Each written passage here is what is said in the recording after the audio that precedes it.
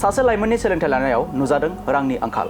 Haryana IIM रहटागाव गोजौ सोलोंथाइ लाबाय थानाय जुलियास दैमारिनि सोलोंथाइ लानायाव नुजाथिदों रांनि आंखाल।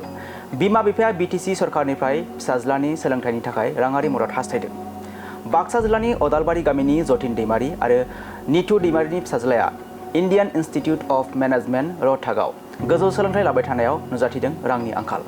नंगौ, जुलियास दैमारिनि फरायनायाव रांखावरिनि आंखाल नुजाथिदों।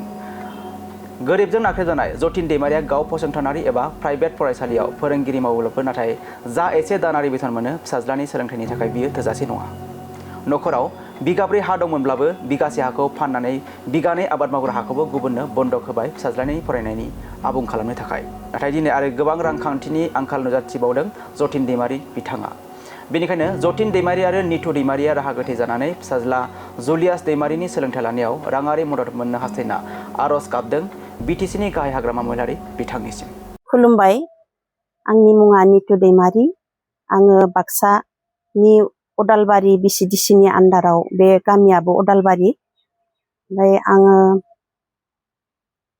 दिनै बेखौनो बुंनो सानो, दिनै आंनि फिसालाया 2023 आवहाय इन्ट्रेन्स लिरनानै IIM आव पास जादोंमोन।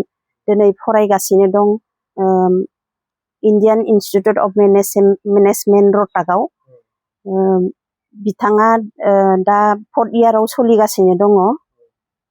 बिनिफ्राय आंहा थाखा फैसानि गोबां आंखालाव सेथाब जानानै दङ। दा हाबो दङमोन, हा 4 बिगा दङमोन, बिगासेखौ फानथारनाय जाबाय।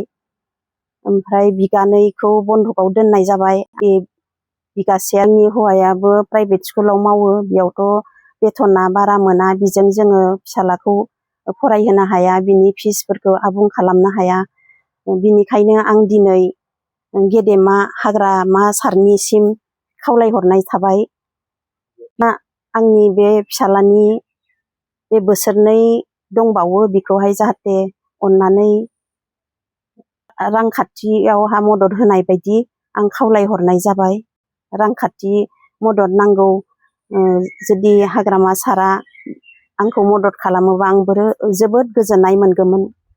आं बे हेफाजाब होनायखौ आं मालाबाबो बावनो हानाय नङा। लोगोसे आंनि फिसालायाबो फरायनायाव आबुंथाय खालामनो हागोन राङारि मदद मोनोब्ला।